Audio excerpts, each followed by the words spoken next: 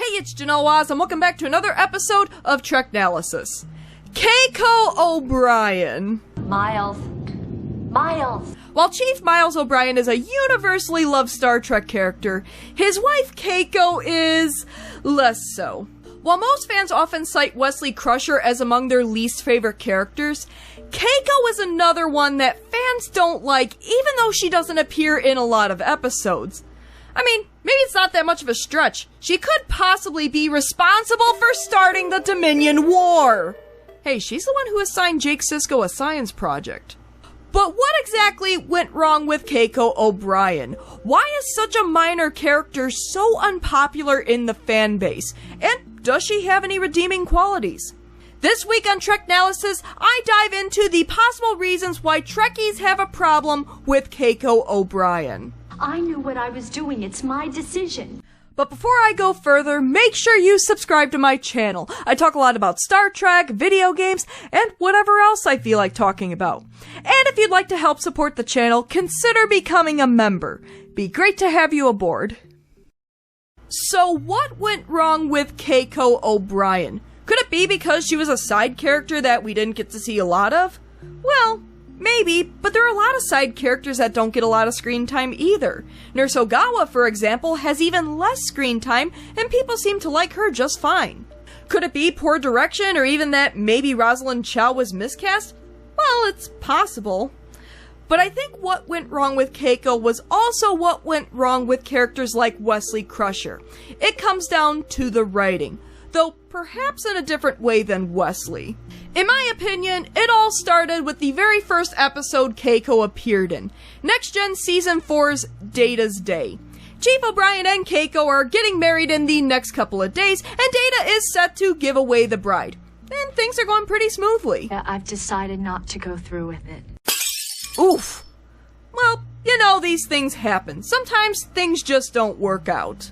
I would really appreciate it if you would talk to Miles for me. Excuse me, you're sending Data to do something that's your responsibility? Oh sure, you're breaking the Chief's heart and you don't even have the guts to tell him yourself? You're sending Data? Who isn't exactly known for tact? Keiko has made a decision designed to increase her happiness. She has canceled the wedding. Cancel the wedding? Yeah. Great job, Keiko. He's just as relieved as you thought he would be. He'll probably be just as relieved as I am. Of all the childish, selfish, irresponsible things to do. But, okay, people get cold feet. That doesn't necessarily make them bad people. Heck, people sometimes make bad decisions and try to dodge responsibility. People do crazy things under stress. You may have acted with undue haste. I did what I had to. Why are you doing this? I thought you were my friend. Oh, right. Because a friend wouldn't tell you that you're making a big mistake. Actually, maybe Data should have stayed out of it because now, till death do us part. Data might be responsible for all the misfortunes that O'Brien has been subjected to. So what did we learn from Keiko's first appearance? She's flighty, she breaks Miles's heart, and is even a little defensive.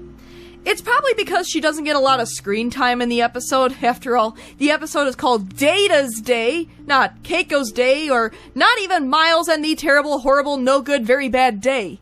Or every day for Miles. Hashtag O'Brien must suffer.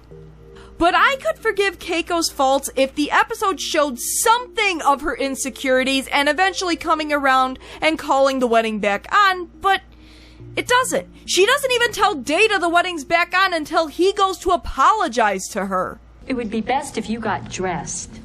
For the wedding? I am confused. So right away, Keiko is starting off on the wrong foot. All the bad qualities and nothing that makes her sympathetic or look human.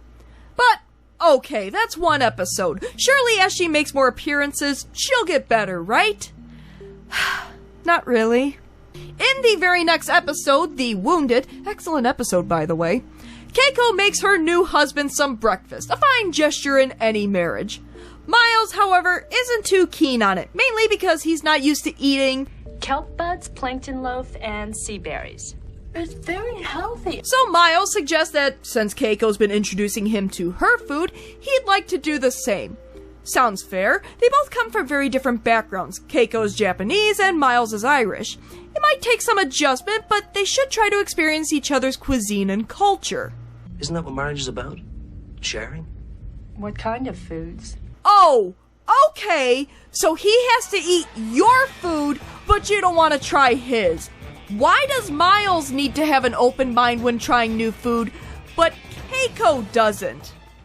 Granted, I'm not exactly keen on eating anything called oxtails, but I'm also not married to the chief.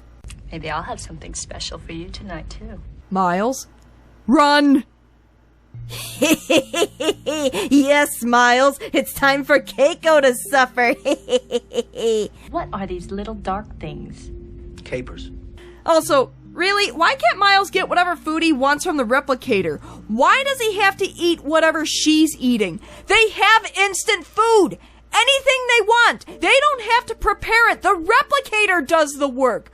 Why does he have to eat Keiko's food if he's not a fish? I'm not a fish. Now, this episode would have been a great opportunity for Keiko to shine.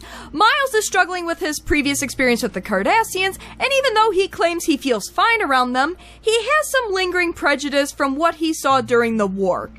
Keiko could have helped him work through it, but instead, we get mostly food talk that really doesn't go anywhere.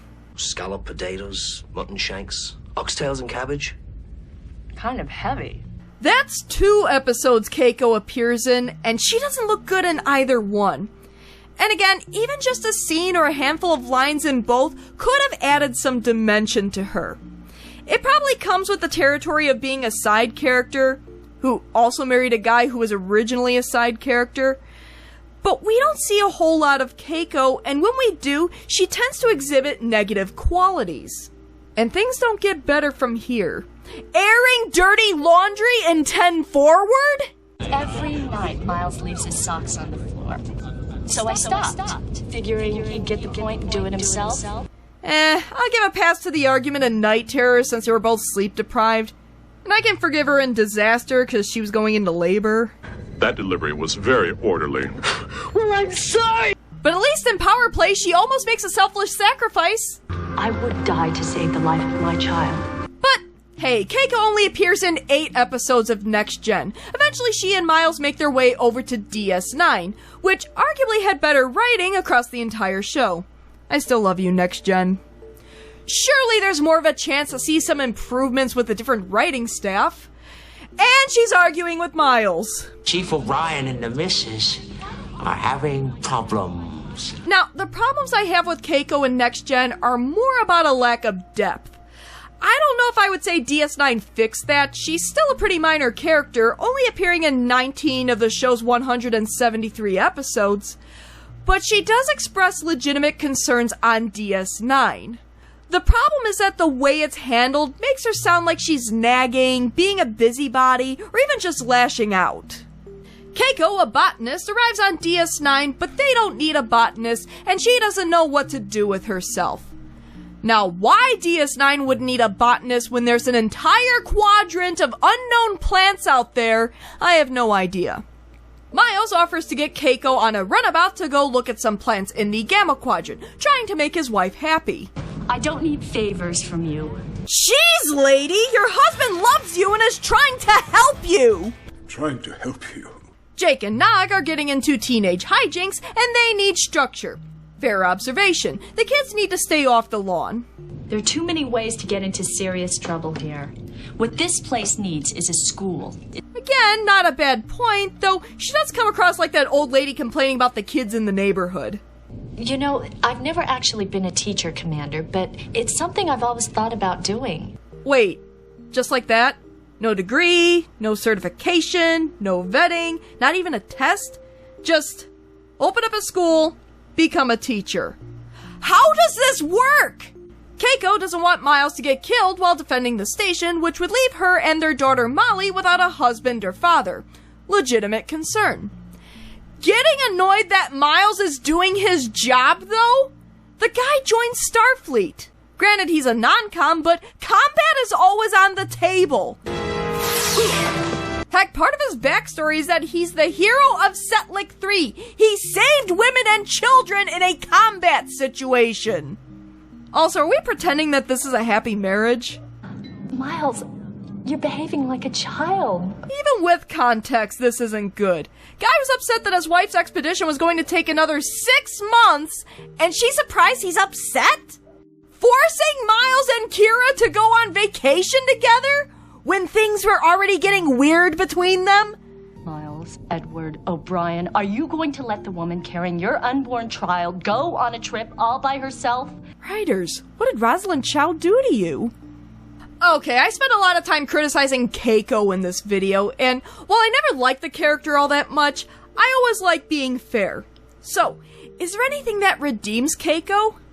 Yes. For one thing, I do like that Miles, Keiko, and their kids make up a typical family in space. Where a lot of Starfleet officers are usually married to their careers and don't have families themselves, here's a guy who managed to start up a family with his wife while holding down a job in Starfleet. Even if I have issues with how Keiko was written, I do like what the writers were trying to do with her.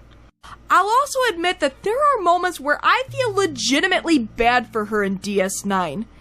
And then I'm like, writers, what are you doing to me? I'm feeling bad for Keiko of all people! Helping Miles with his PTSD after being implanted with horrible prison memories, and comforting Molly after Miles' outburst. Heck, she tirelessly works with Molly after she fell in a time hole and emerged a feral 18-year-old. The writers really had it in for the O'Briens, didn't they? Heck, when Miles goes through a lot of crap in the show, #O'Brien must suffer, Keiko is there to support her husband. She's there during his trial. She's the one that figured out that he wasn't dead in Armageddon game and that the footage of his death was altered because he never drinks coffee in the afternoon. Miles, you never drink coffee in the afternoon. Well, sure I do. You do? The O'Brien marriage, ladies and gentlemen! And credit where credit is due, when Miles steps out of line, she calls him out on it. Gentle was bred out of these Cardassians a long time ago. That was a very ugly thing you just said. Sure, I could quibble about the little questionable decisions she makes, which could probably fill up another video, but I don't think Keiko is necessarily a bad person, just another victim of poor writing. Is the fan criticism of her without merit? No, she does do some annoying things, but at the end of the day, that's all they really are. For all her faults, her actions don't have serious consequences and don't plunge the galaxy into war. Except for the time she assigned Jake Sisko a science project. This has turned into some science project, Hanji. So what do you think? What are your thoughts on Keiko O'Brien? Do you love her? Do you hate her? How could the character have been improved? And what are some of your least favorite characters in Star Trek? Please leave comments below and discuss. As always, thanks for tuning in to another episode of Treknalysis. If you like what you see, why not give my video a like and subscribe to my channel? Tell your friends. Until next time. What are these little dark things? Capers.